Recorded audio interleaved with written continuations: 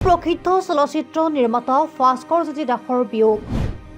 পৰিচালক প্ৰযোজক কাহিনীকাৰ ভাস্কৰ জ্যোতি দাসে 51 বছৰ বয়সত দুৰাৰোগ্য ৰোগত আক্ৰান্ত হৈ চিকিৎসাধীন অৱস্থাত মৃত্যু হয়। দীৰ্ঘদিন ধৰি দুৰাৰোগ্য কৰ্কট ৰোগত চলচ্চিত্ৰ প্ৰকাশ নিৰ্মাতাগৰাকীৰ আক্ৰান্ত হৈ আছিল। তেওঁৰ মৃত্যুৰ বাতৰি বিয়পি পৰাৰ লগে লগে সাংস্কৃতিক জগতত শোকৰ ছাপ পৰে। গুৱাহাটীৰ পাঞ্জাবাৰীৰ পৰা নিশাই টংলাৰ ছাই বাসভৱনত দাসৰ নিথৰ দেহ অন্ত্যেষ্টিক্ৰিয়া কৰিবলৈ লৈ আহে। কিছু সময় পিছতে জন্মস্থান টংলাত সম্পন্ন কৰা হ'ব দাসৰ নশ্বৰ দেহ। কালি আমি খবৰটো পাই ভাস্কৰ জ্যোতি দাসৰ আমি মৰ্মাহত হৈছোঁ।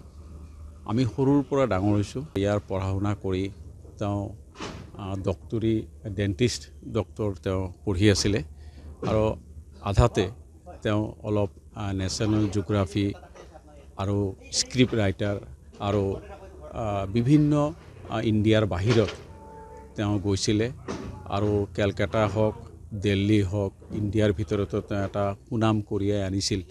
আমি আচৰিত হৈছিলোঁ শুনা পাই যে আমাৰেই এই ওচৰৰ চুবুৰীয়া ল'ৰাজন আজি বাহিৰত ইমান এটা নাম কমাইছে। আমি কিন্তু ওচৰ চুবুৰীয়া সঁচাকৈ ইমান গম পোৱা নাছিলোঁ। আৰু যোৱাকালি যেতিয়া আমি গম পালোঁ তেওঁৰ ঢুকাইছে বুলি, আমি পৰলোক গমন কৰিছে বুলি আমি গম পোৱাৰ পিছত আমি সকলো মৰ্মাহত হৈছোঁ আৰু সঁচাকৈ দুখজনক। জ্যোতি দাস আৰু খুব অমায়িক আছিলে আৰু কথা বাৰ্তা একদম নম্ৰ আছিলে। চবৰ লগত এটা হাঁহি মুখে তেওঁ কথা পাতিছিলে।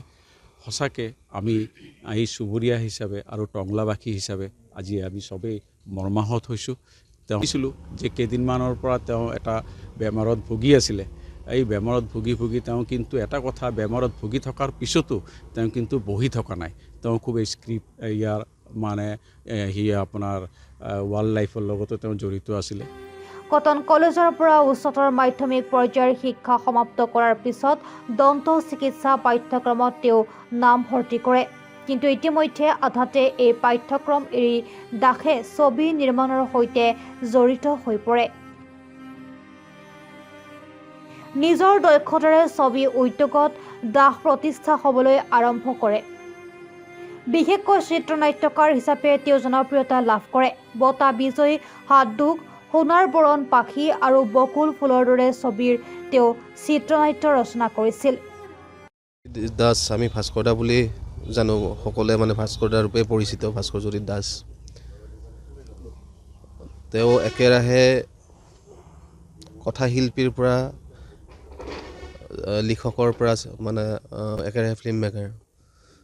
তেওঁৰ অসমীয়া চিনেমাত এটা নতুন ধৰণৰ ধাৰা আনিবৰ কাৰণে প্ৰয়াস কৰা সকলৰ ভিতৰত মানে নাম ল'ব লাগিব ভাস্কৰ জ্যোতি দাসৰ, ভাস্কৰ দাৰ নাম।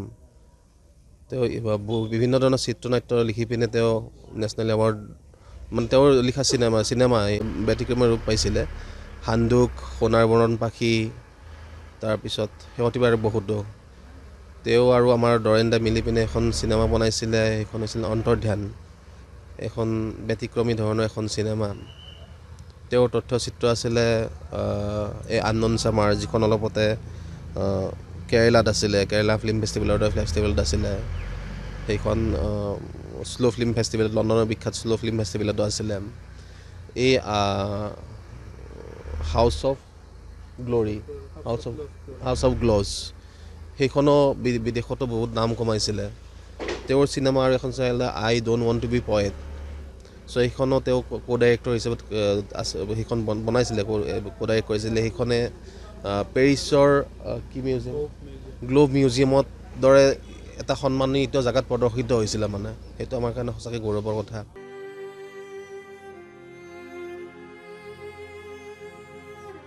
ওদালগুৰিৰ পৰা চিন্ময় ডেকা ৰিপৰ্ট, প্ৰাত টাইম ডিজিটেল। অসমৰ সংবাদ জগতখনৰ বাবে এক সুখবৰ। নৰূপ নসাজেৰে প্ৰায় 30 বছৰীয়া অভিজ্ঞতাপুষ্ট সাপ্তাহিক কবচ পুনৰ এবাৰ ৰাইজৰ মাজলৈ। স্বত্বাধিকাৰী প্ৰণীতা কলিতাৰ দ্বাৰা প্ৰকাশিত আৰু অমৰজ্যোতি প্ৰিণ্টাৰ্ছ, গুৱাহাটী কমাৰ্চ কলেজৰ বিপৰীত ফালে মুদ্ৰিত। আমাৰ ঠিকনা মুখ্য কাৰ্যালয় অসম ফৰেষ্ট স্কুল হৰি মন্দিৰ পথ গুৱাহাটী আৰু অস্থায়ী কাৰ্যালয় কলিতা মাৰ্কেট বিজয়নগৰ কামৰূপ অসম মোবাইল নং 9435114666 আৰু 7024722813 মেইল আইডি prabhatiahom@gmail.com